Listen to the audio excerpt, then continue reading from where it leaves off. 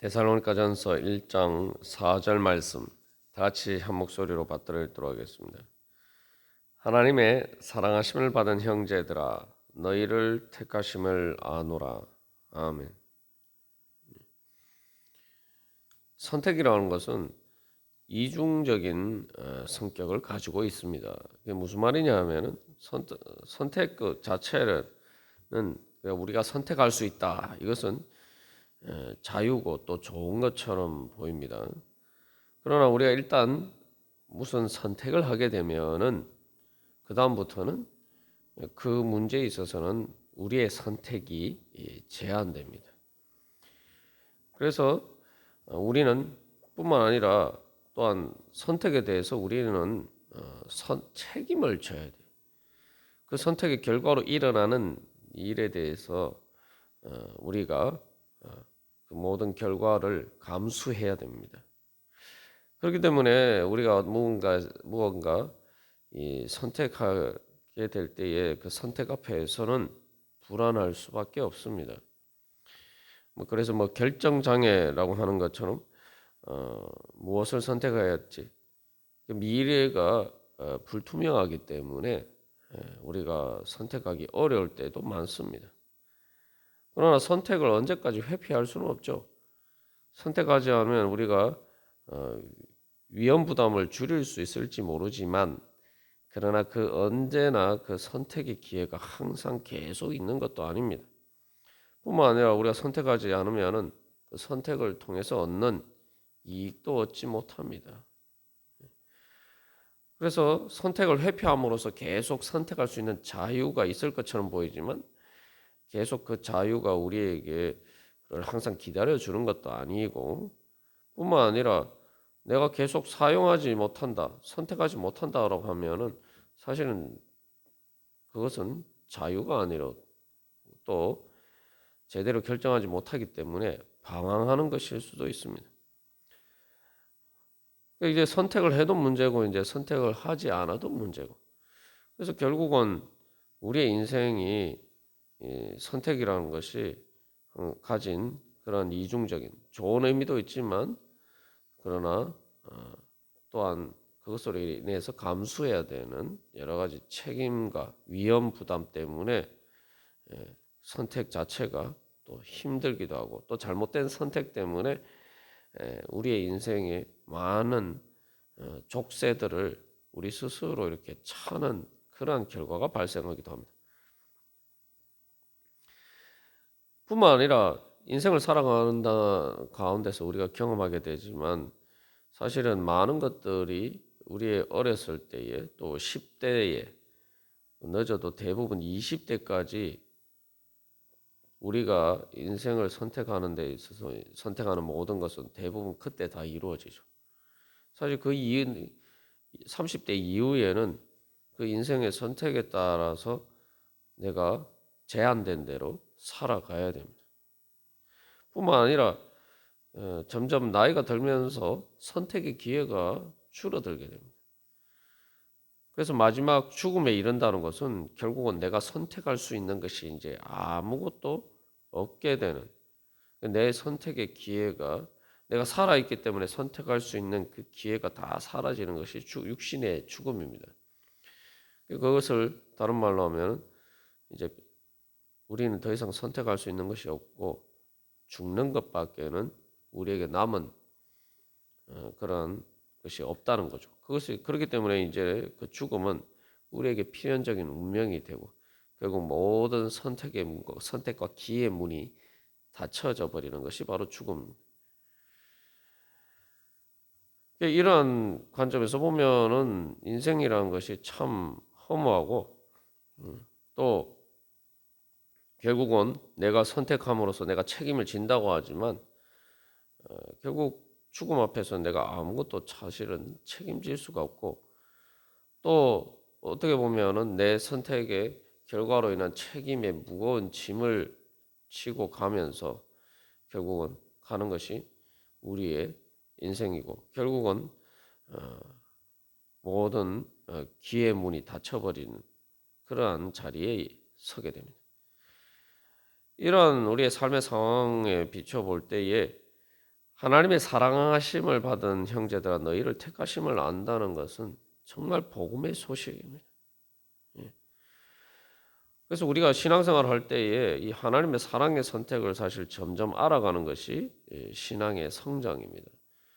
구약에서도 이스라엘 백성들에 대해서 하나님을 아는 지식이 없어서 그들이 망하게 되었다라고 얘기했는데, 하나님을 아는 지식이라고 할 때 우리 무엇보다도 하나님의 사랑의 선택을 알아가야 돼요. 사랑의 선택을 알아간다는 것을 구체적으로 우리에게 적용할 때 그것은 무엇을 의미하느냐 하면, 하나님의 사랑을 선택할 수 있는 기회가 우리에게 주어져 있다는 것을 알고 그 선택을 기회를 잘 활용하여서 하나님의 사랑을 선택하고, 하나님께서 나를 선택하신 것처럼 우리도 하나님을 선택하는 것이 바로 우리의 인생의 가장 좋은 그러한 기회다. 그것을 알아야 됩니다. 기회가 있다는 걸 알아야지 그 기회를 포착할 수가 있죠. 우리가 신앙생활을 한다면서도 이 하나님의 사랑을 선택할 수 있는 기회가 있다는 것을 잊어버리고 살 때가 많습니다. 그러다 보니까 내가 마음만 먹으면 그것을 선택할 수 있는데, 하나님의 사랑이 나에게 이루어져서 내가 그 은혜를 받는 그러한 기회들을 내가 포착할 수가 있는데 그 기회들을 놓치면서 살아갈 때가 많습니다. 마치 예수님께서 천국은 밭에 감추인 보화와 같다라고 말씀하셨는데, 우리가 하나님께서 우리에게 주신 보물이, 천국의 보물이 우리에게 이미 주어져 있는데, 내가 그것을 그 밭에 감추인 보물을 발견하고 자기의 모든 소유를 팔아서 그 밭을 사서 결국 그 보물을 얻은 사람처럼 우리가 그 기회를 잘 포착하면 되는데, 우리가 그것을 포착하지 못하고 그냥 묻어둔 채로 그렇게 살아갈 때가 많다는 겁니다. 그래서 우리는 늘 살면서 나에게는 기회가 없다, 이런 식으로 우리가 불평하고 또 원망하고 그러면서도 정작 하나님께서 나에게 주신 가장 좋은 기회는 알지도 못하고 붙잡지도 못하고 그것을 선택하지도 않고 그렇게 살아갈 때가 많습니다. 우리가 이제 다시 한번 그래서 믿음의 눈을 떠서 우리가 지혜로 하나님의 사랑을 선택하는 그 기회를 포착하는 그런 지혜를 에 있어서 우리가 자라가야 됩니다. 그래서 사도 바울은 특별히 여기에서 하나님의 사랑하심을 받은 형제다 너희를 택하심을 아노라라고 이야기한 겁니다. 그래서 바울은 하나님의 사랑을 선택하는 기회를 잘 포착했고, 그래서 그 기회를 활용해서 데살로니가 교회 교인들에게 복음을 전했고, 또한 데살로니가 교회 교인들도 그것을 얼마나 자기들에게 주어진 좋은 기회인가, 자기들이 평생 다시 얻을 수 없는 절호의 기회다라는 것을 깨달아 알고 복음을 기쁨으로 받아들이고, 환난 가운데에서도 그 복음을 따라서 믿음과 사랑과 소망을 선택하는 것을 통해서 결국은 그들은 주님의 은혜를 받을 수 있는 그런 자리에 설 수가 있었던 것입니다. 그래서 많은 사람들이 그 기회가 주어졌는데도 기회를 못 붙잡는 그런 안타까운 경우들이 많은데, 성경에서도 이제 복음서에 보면은 많은 사람들이 예수님을 만났어요. 예수님 공생의 기간 동안 많은 사람들이 예수님을 만났는데, 똑같은 예수님을 만났는데 어떤 사람들은 그 예수님을 잘 만나서 예수님을 만났다는 것 자체가, 예수님을 만난다는 것 자체가 얼마나 인생에 다시 오지 않을 절호의 기회인지를 알고 그 기회를 붙잡았단 말이죠. 그러나 그것을 알지 못한 사람들은 예수님을 믿지 않고 오히려 예수님을 미워하고 예수님을 저버렸어요. 그러나 그 절호의 예수님을 통해서 그 기회를 잘 포착한 사람들이 누굽니까? 제자들과 또 병자들이, 예수님을 통해서 고침받은 병자들. 그 사람들은 믿음을 통해서 예수님을 믿고 또 그렇게 해서 사실은 뭐 많은 경우 뭐 가나안 여인과 같은 경우에는 예수님이 나는 이스라엘 백성들 그 가나안 여인이라는 게 이제 유대인이 아니잖아요. 그래서 유대인을 하나님이 선택하셨다. 뭐 예수님 하신 말씀 이제 그런 식으로 예수님께서 너에게는 기회가 없다. 심지어 이런 식으로까지 예수님이 말씀하셨는데도 불구하고 가나안 여인은 그럼에도 불구하고 자기에게는 기회가 있다. 그렇게 고백하면서 예수님을 만난 기회를 잘 붙잡았죠. 그래서 어떻게 보면 예수님한테 개 취급을 당한 그런 무시당한 것처럼 보이는데 가나안 여인은 바로 그 가운데서도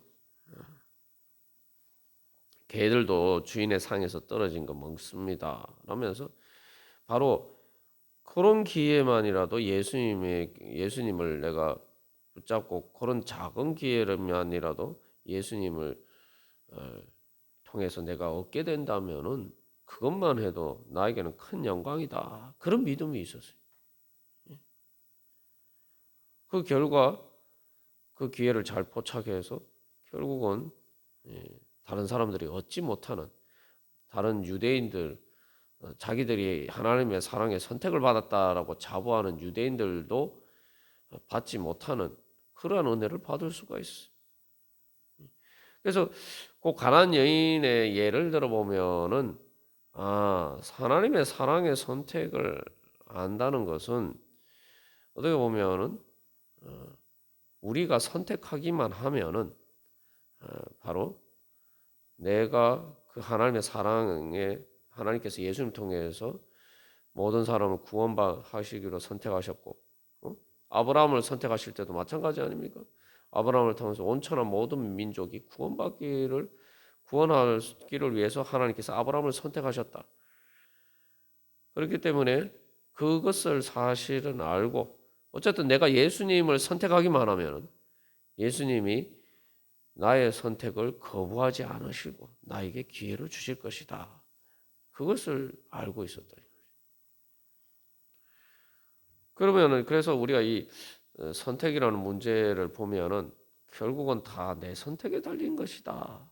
내가 선택했는데 주님께서 내 선택을 거절하실 일은 없다라는 것을 가나안 여인의 경우로 보면 분명히 알 수가 있죠. 예수님께서 사실 이제 말씀하신 거는 예수님이 공생의 사역 동안 1차적인 목표가 유대인이라고 했지만 유대인이어서 이제 그런 말씀을 하신 그런 부분도 있지만 중요한 것은 이방인들에게 바로 아직 그 사도 오순절 성령 강림에 의해 그 기회의 문이 본격적으로 열리기 전에도 가나안 여인과 같은 사람은 바로 그 기회를 알고 포착할 수가 있었다. 그래서 여기서 선택의 문제를 생각할 때 선택이라는 결국은 하나님께서 아브라함을 선택하신 것도 아브라함만을 선택하신 게 아니라 온천한 모든 민족을 구원하시기 위해서 아브라함을 선택하셨다. 그래서 아브라함을 통해서 그 기회의 문을 모든 사람들에게 열어주시기 위해서 선택하셨다. 라는 것을 우리가 성경 말씀에 하나님의 약속을 보아 또 알 수가 있죠. 하나님의 신약뿐만 아니라 이미 구약에서 하나님께서는 온천하 모든 민족, 모든 사람들을 구원하시기로 선택하셨다. 구약의 언약 자체가 바로 그것이고 그것이 이스라엘 백성들이 실패했지만 그러나 예수님을 통해서 이제 결국 이루어졌기 때문에 결국 하나님의 사랑의 선택이라는 것은 이제 모든 사람을 향해서 열려 있고 이제 나에게 이제 그 모든 사람에게 그 기회가 주어져 있고 그렇기 때문에 나에게도 그 기회가 주어져 있고 이것은 내가 언제든지 매일 매 순간 그것을 선택하면은 내가 포착할 수 있는 그러한 기회다. 우리가 이것을 알아요. 그래서 이 하나님의 사랑의 선택을 안다라는 것은 이제 말 그대로 우리가 앞에서 이제 선택할 때 생기는 문제들에 대해서 나눴잖아요. 그죠? 선택하면은 내가 책임을 져야 되고 또 선택을 하지 않으면은 또 선택의 기회를 놓치거나 또 선택의 이익을 얻지도 못하고 방황하게 될 수 있다 이 말이죠. 이 선택에 따르는 이런 여러 가지 그러한 문제들을 하나님께서는 그 사랑의 선택을 통해서 다 해결해 주시고 우리에게 좋은 기회를 주시는 것이다 말이죠. 그게 바로 하나님의 사랑의 선택이라는 겁니다. 다시 말하면은 우리가 하나님의 사랑의 선택을 통해서 우리가 우리의 선택에 대해서 책임을 져야 되는데 이제 하나님께서 사랑으로 우리를 선택하셨다는 것은 예수 그리스도를 통해서 우리 대신 모든 책임을 지시기로 선택하셨다는 거예요.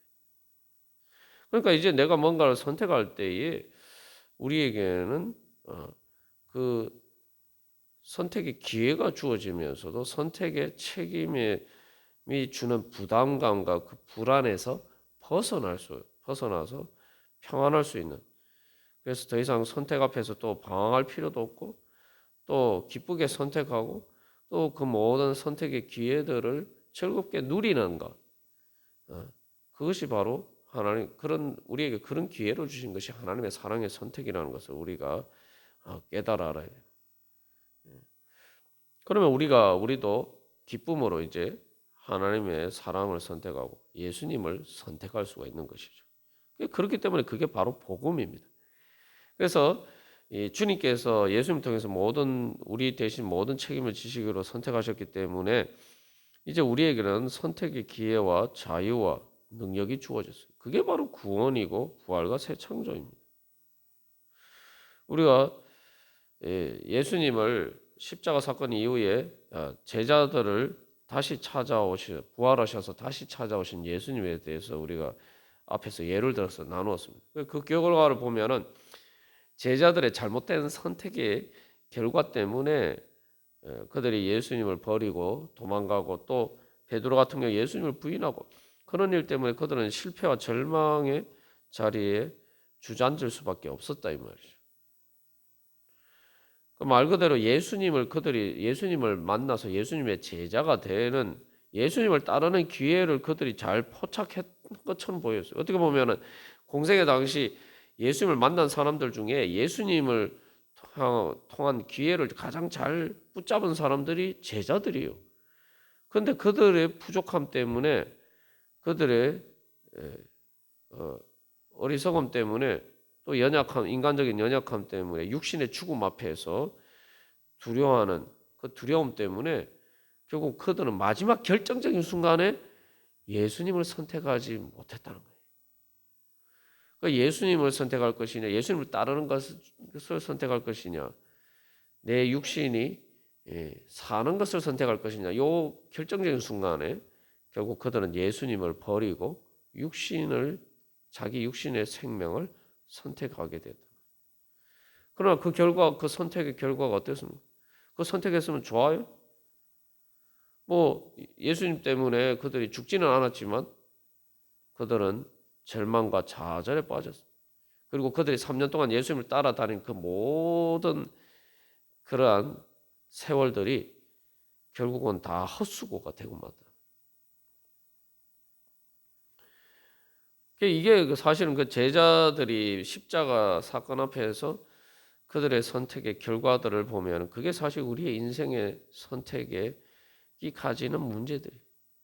예수님을 선택하지 않았을 때 어떻게 되느냐를 보여주는 그게 그 모습, 그 제자들의 부활하신 예수님을 만나기 전 제자들의 모습이 사실 우리의 모습입니다.